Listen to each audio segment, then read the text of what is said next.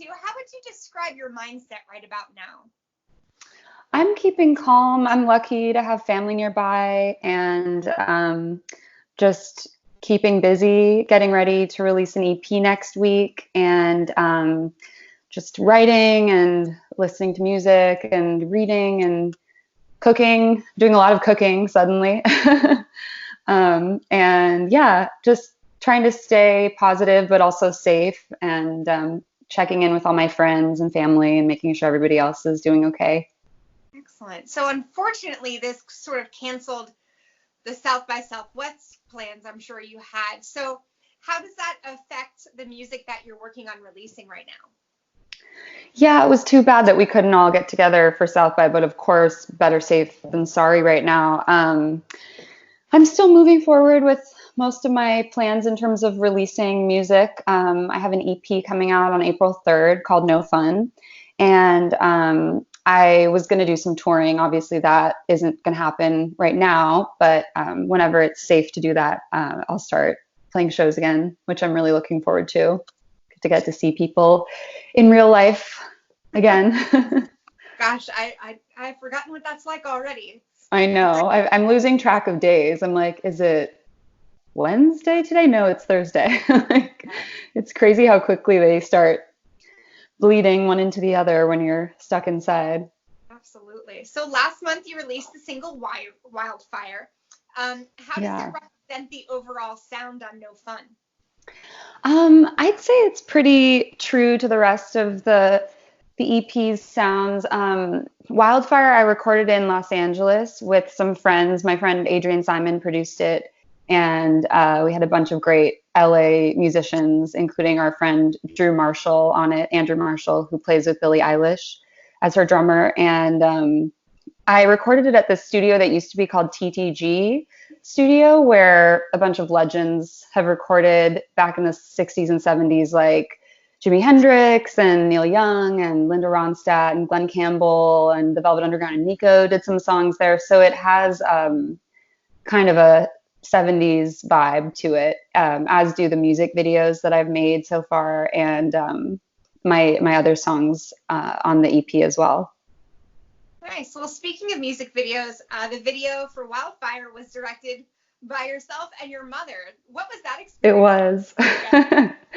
It was so fun and so much work, but my mom and I are really close, and she's an amazing filmmaker in her own right. So I was really lucky that she took some time out of her busy schedule to make a video with me. And we've done other stuff together before. She made a World War II feature film starring Eric Stoltz called Fort McCoy, and I helped music supervise it and was also in it, embarrassingly, briefly, as a singer.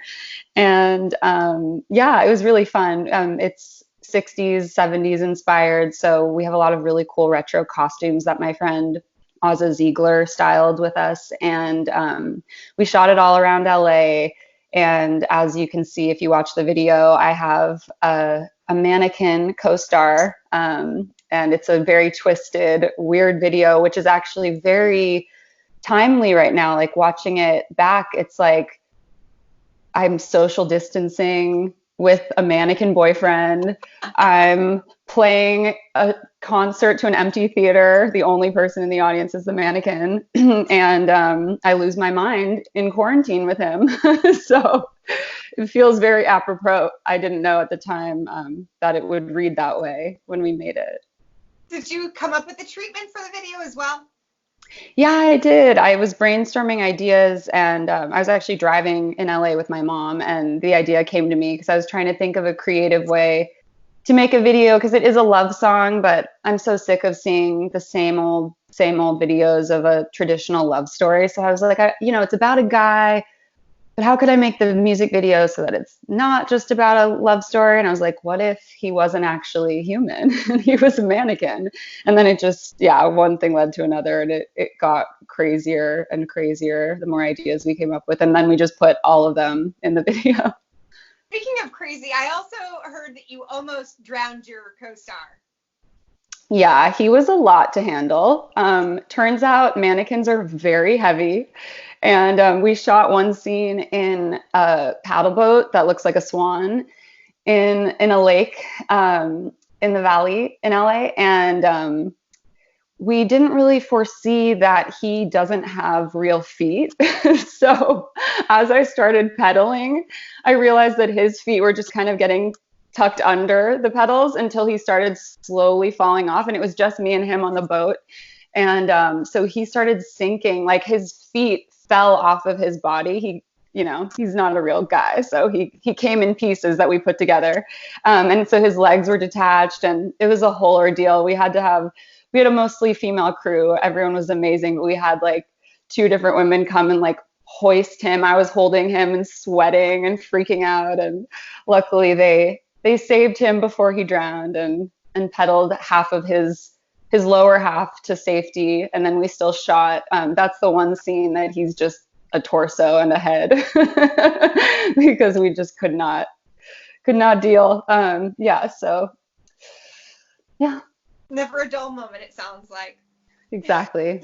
So with an EP coming out and the lack of ability to play on a stage right now, how are you connecting with fans to stay relevant? I think I'm going to be doing more online, like live streams, and I'm definitely excited at that prospect. I haven't really done that much in the past. I'm so used to just playing shows out with my band or solo. So it's like a weird, unique opportunity to connect with people in a different way. I'd like to plan some sort of release show in lieu of the show we were going to do in LA at Zebulon, which obviously won't be happening now. So yeah, and videos of covers and different songs. I've been writing a lot, so I'll probably start sharing more of those songs with people. And I have a lot more recorded as well that I'll start releasing soon. Wonderful. So Yeah. What's inspiring the songwriting that you're doing right now? My most recent song is called Quarantine. So that one, I know, it's very, very on the nose. That one was inspired by, quite honestly, having a panic attack one night, hearing the news, and just being really scared that all of my friends and loved ones aren't being safe enough, because I've been a total germaphobe about this, and I'm just like hunkering down and not leaving my place. And, I just got nervous that everyone wasn't doing the same. And, I think people are getting it now, but a couple weeks ago, when people were still getting hip to how serious this is, it was stressing me out. So I wrote a song about that. I think a lot of us can relate to that, because I think a lot of us were like, we have friends that are like, it's not a big deal, or this person says it's not a big deal, it's just like the flu, so whatever. And I think a lot of us have been feeling anxious, so we can probably relate to what you're thinking about. Yeah. And these are definitely weird times, but what about what's going on either in California or globally gives you hope? I think obviously this is a really intense time, and not something to be taken lightly, but I do feel like there's already kind of been this shift towards compassion, kindness, and looking out for each other. And I know for me, it's really made me take stock of everything, like just having this time to myself to really reflect on my life so far, my community, my friends and family, and how much I'm really grateful for. And I think we're all doing that to a certain extent. People are also really worried about the future, but I think it makes you really hold on to the things that you do have. And I'm hoping, that when we come out of this, that it shifts our whole society's perspective towards finding healthier, more sustainable ways to live. So fingers crossed. I'm full of that too. Well, I hope we can hear from you, Mara. Thank you so much, Mara Connor. Of course. Thanks for having me, and take care. Yeah, be safe. Bye. Bye.